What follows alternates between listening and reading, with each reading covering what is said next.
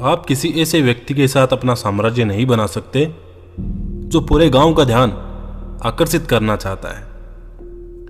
आपका जीवन तब शांतिपूर्ण हो जाएगा जब आप इस बात पर रोक लगा दें कि कौन आप तक पहुंच सकता है और कौन आपसे आगे निकल सकता है।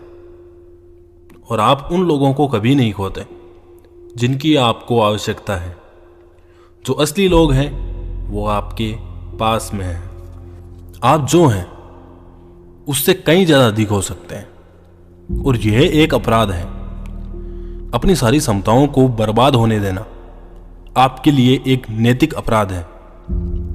इससे तुम्हें दुख होता है, इससे तुम्हारे परिवार को दुख होता है, इससे पूरी दुनिया को दुख होता है, इससे सभी को दुख होता है। हम सब पूछते हैं क्यों क्यों हमें इतनी मेहनत क्यों करनी चाहिए, इतने सालों तक स्कूल क्यों जाना चाहिए, इतनी सारी क्लासेस क्यों लेनी चाहिए, नोट्स क्यों बनानी चाहिए, किताबें क्यों पढ़नी चाहिए, इतनी मेहनत क्यों करनी चाहिए, अपने आप को धक्का मुक्की और अनुशासन की जिंदगी में क्यों झोंकना चाहिए। क्यों बहुत अच्छा सवाल है क्यों। और इस क्यों का सबसे अच्छा उत्तर है क्यों नहीं। आप क्यों नहीं देखते कि आप कितनी किताबें पढ़ सकते हैं, कितनी क्लासेस ले सकते हैं। क्यों नहीं देखते कि आप अपने भीतर कितनी स्किल डेवलप कर सकते हैं, अपने आप को इस बाजार में कितना मूल्यवान बना सकते हैं। आप क्यों नहीं देखते कि आप अपने आप को क्या बना सकते हो, कितनी दूर देख सकते हो, कितना दूर जा सकते हो, कितना देख सकते हो, कितना कमा सकते हो, कितना शेयर कर सकते हो। यह जीवन आपको वह देने के लिए नहीं बनाया गया है जिसकी आपको आवश्यकता है। यह जीवन आपको वह देने के लिए बनाया गया है जिसके आप हकदार हैं। यदि आपने वसंत ऋतु में कोई बीज नहीं बोया है तो आप फसल की कल्पना नहीं कर सकते। फसल आपके पास चल के नहीं आएगी। अगर आपने थोड़ा सा बीज लगाया है तो आपको कुछ बहुत ज़्यादा फसल नहीं मिलेगी। और अब अगर आपको फसल चाहिए तो केवल एक ही चाबी है। वो चाबी ये है कि चाहे फसल कैसी भी हो, ना शिकायत करनी है और ना ही कोई रिग्रेट करना है। अगर फसल शानदार है या फसल कुछ खास नहीं है तो किसी भी परिस्थिति में आपको ना ही शिकायत करनी है और ना ही अपने आप को दोषी ठहराना है। और यही उत्तम परिपक्वता है। अगर आप बिना किसी कपट भाव के अपने आप को वैसा रख दो जैसा कि तुम हो, तुम्हारे लाइफ से डिप्रेशन एंड एंजाइटी और ईगो खत्म हो जाएगा। घमंड पैदा होता है दिखावे की भावना से, प्रदर्शन से। झूठ इस बात की कोशिश है कि जैसा मैं नहीं हूं वैसा मैं तुमको दिखाऊं, जैसा मैं नहीं हूं वैसा लोग मुझे जाने, जैसी मेरी प्रतिष्ठा नहीं है वैसी मेरी लोग प्रतिष्ठा करें, लोगों के मन में मेरा आदर्श हो।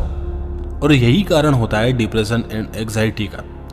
जब लोग तुम्हारे अनुसार कार्य नहीं करते हैं तब तुम डिप्रेशन एंड एंजाइटी का शिकार हो जाते हो।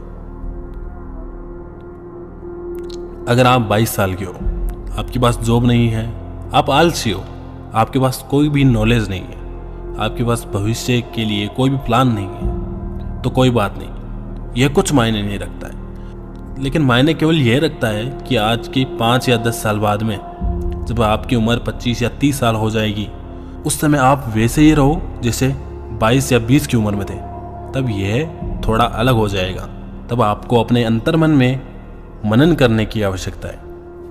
आपने पिछले 5 या 10 साल में क्या किया है, आपको यह सोचने की आवश्यकता है। आप 5-10 साल पहले जहाँ पे थे आप वहीं पे हो या उससे आगे हो। एक बार एक आदमी जो बड़ा धनी आदमी था, वो बाजार में गया। वहां पर काफी भीड़ लगी हुई थी, गाड़ियां इधर उधर जा रही थी, लोग इधर उधर जा रहे थे। उस आदमी ने अपनी जेब से सोने के बिस्किट निकाले और उसे एक गंदे थैले में डाल दिए और उस थैले को अपने हाथ में उठाया और भीड़ भाड़ वाली जगह पे गया। वहां पहुंचकर उसने उस सोने के बिस्कुटों को लोगों को दिखाया और कहा, ये लो सोने के बिस्कुट ले लीजिए। उसने 1-2 घंटे प्रयास किए। उस धनी व्यक्ति के पास में 10 बिस्किट थे लेकिन अंत में 1-2 घंटे के बाद में जब उसने अपने थैले को देखा तो उसमें से 9 बिस्किट वैसे के वैसे थे। 9 लोगों ने सीधा नकार दिया था, सोने को भी नकार दिया था। तब उसके मन में क्वेश्चन आया कि लोग ऐसा क्यों कर रहे हैं? सोने का कितना मूल्य है, ये कितना कीमती है, फिर भी लोग इसको ना कह रहे हैं। तब उसके एक बात समझ में आई कि आप कितने भी मूल्यवान हो, चाहे आप सोना हो चाहे आप हीरा हो, लोग आपको नकारेंगे और उनके नकारने या ना नकारने से आपका मूल्य में कोई कमी या वृद्धि नहीं होगी।